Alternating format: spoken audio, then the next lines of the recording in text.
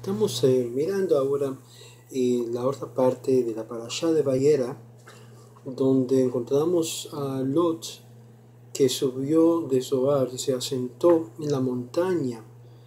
Aparentemente tenía miedo de que aparentemente en esta pequeña ciudad habría de ocurrir la misma cosa que ocurrió en Sodoma.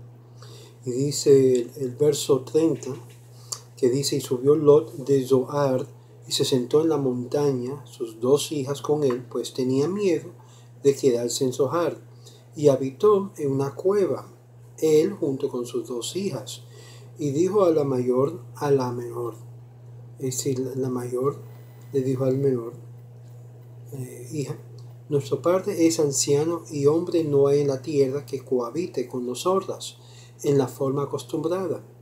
Vamos, démosle de beber vino a nuestro padre y acostémonos con él, para que a través de nuestros padres podamos tener descendencia. Y dieron a su padre de beber vino aquella noche, y llegó la mayor y se acostó con su padre, y él no se percató ni de cuándo ella se acostó, ni de cuándo se levantó.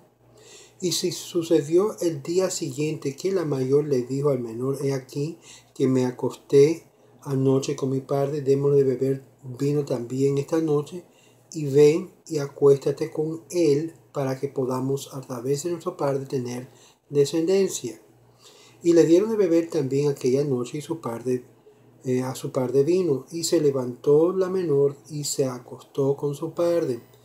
Y él no se percató ni de cuándo ella se acostó, ni de cuándo se levantó.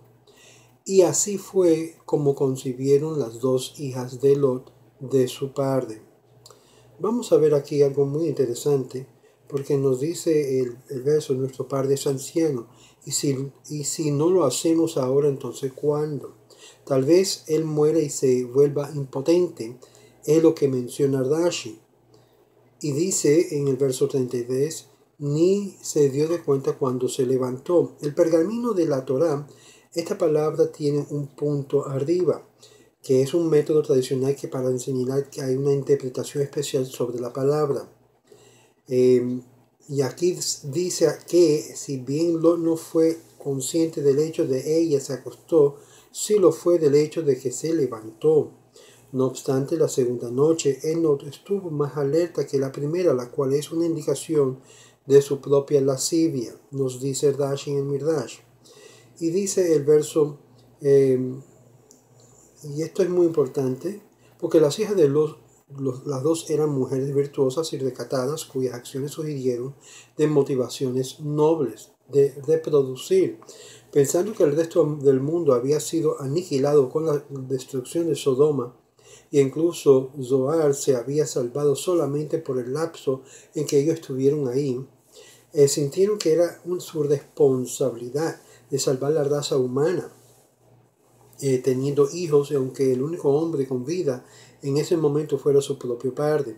La Torah no califica sus actos de incesto debido a que ellas verdaderamente pensaban que no había otra forma de asegurar la perpetuación de la especie, y por ser sus intenciones puras mencionaron que dos de sus descendientes fueron Ruth, la bisabuela de David, y Naamá, reina de Salomón, madre de Jabam, que fue el sucesor y siguiente eslabón en la cadena del rey David.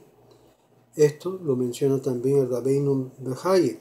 Sin embargo, Lot no podía compararse con sus hijas, sus intenciones no fueron tan sinceras. Si bien la primera noche él estaba borracho e inconsciente de lo que él hacía,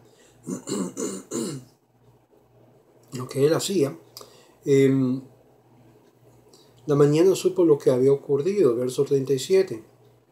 Pero se dejó emborrachar otra vez sabiendo perfectamente cuáles podrían ser las consecuencias de ellos.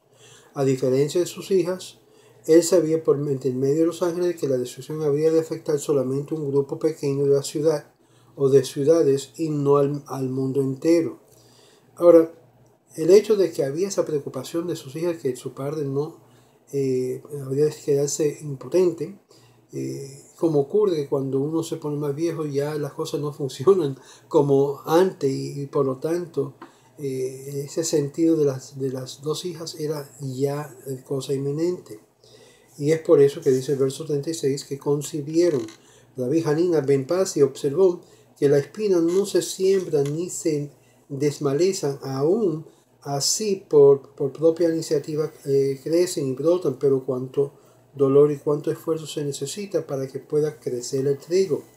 Génesis de Bereshit Rabá 45:4.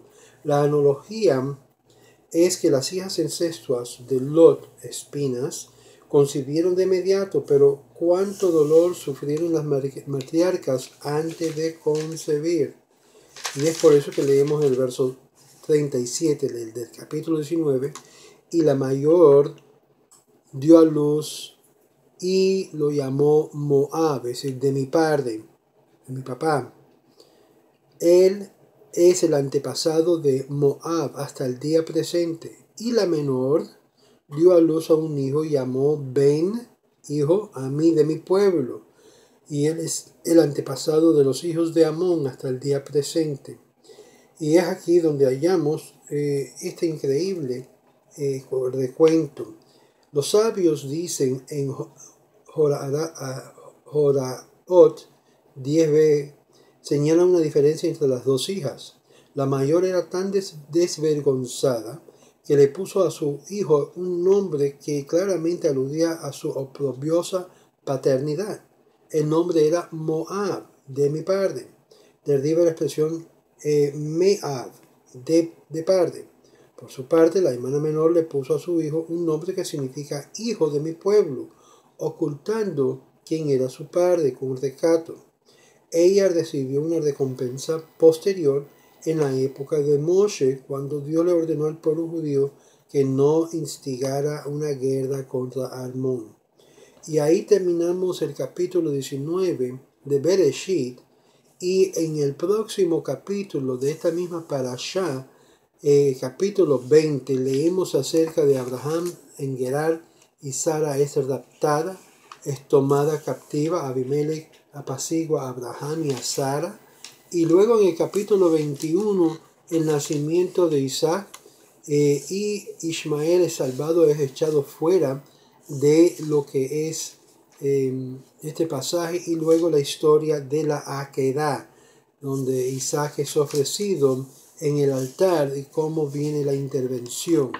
Estamos hoy ya viernes y en esta semana del año 5777 y leemos al final de todo el Vaera lo que es los nacimientos y la historia, donde comienza a tener un empuje muy fuerte.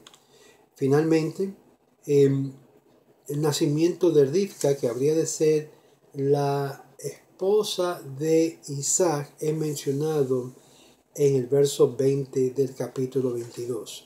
Y esto termina en este video la parashá de Vaera. Les deseo a cada uno de ustedes un Shabbat Shalom y mucha braja. Shalom.